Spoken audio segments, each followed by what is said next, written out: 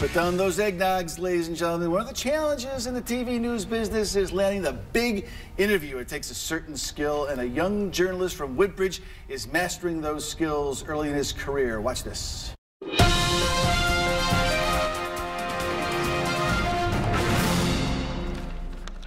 Welcome to Raving Ryan. I'm your host, Ryan Anastasio. Today I have a very special guest, the Attorney General of Connecticut, George Jepson. Today I have a very special guest, Congressman from Connecticut's 1st District, John B. Larson. House Minority Leader, Themis Claridis. Themis, how are you? Good, and you pronounced my name properly, so you're way ahead of the game from all the other leaders in Connecticut. Oh, that's just such a mean question to ask. If you're watching this on YouTube, remember go to our website, ravingryan.com. Also subscribe to us, comment below. And joining us on the set is himself, Raving Ryan Anastasio. Thanks for joining us. Thanks for having me on, Tom. Well, it's it's one of these holiday traditions. We put the kid on the set, right? And talk about Santa Claus and being naughty and nice. So what got you into politics? Yeah, so I just started as a young age. I watched the news a lot. I watched NBC Connecticut, The Today Show, WTNH, and I wanted to get involved in politics. So I started reaching out to politicians, and I wanted to do a podcast, and it turned to an interview show. Reached out to some people, and I got a call from Themis Claridis, and that's how I started. And she was my first interview. Guys?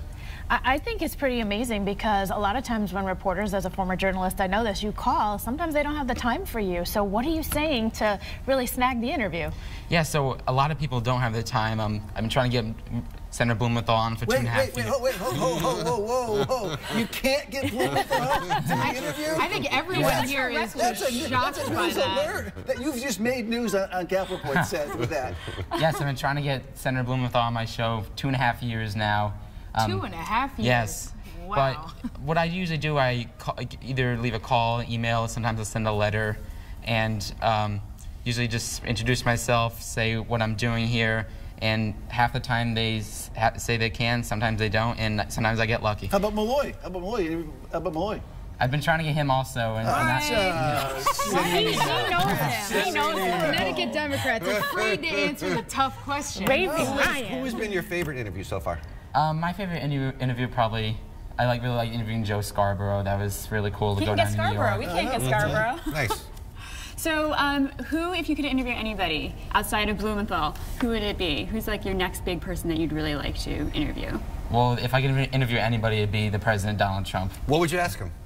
I would ask him a lot. I would ask him about What's wrong with you? Yeah.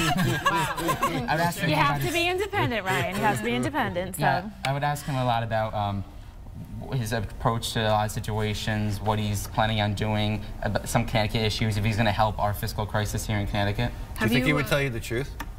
I don't know. We'd have to see. Would that be real news or fake news? That's called a leading question. Have you interviewed anybody that's not political? Yes, I've interviewed Darren Haynes. He used to be on Sports Center, so I went down to Bristol, and that was a really good experience. Nice. Well, that's great. So right now, politics is your thing, but maybe some communications? Yeah, it's a possibility. Yeah. So you want to run for office, or do you want to stay on this side?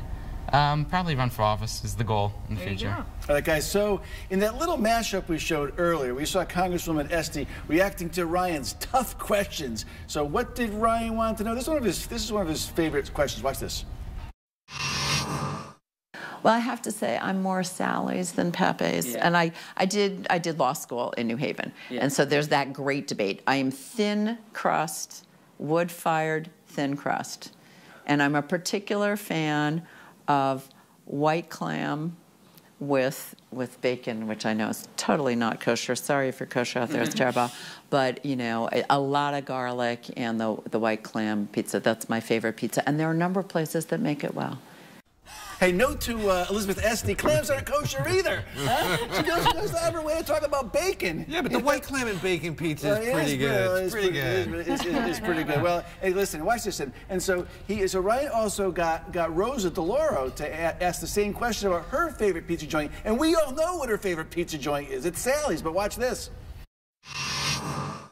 Well, I'm not going to do that. I would get in deep trouble if I selected one over the other. I was born and raised on Worcester Street in New Haven, so my heart is with the Worcester Street pizzas.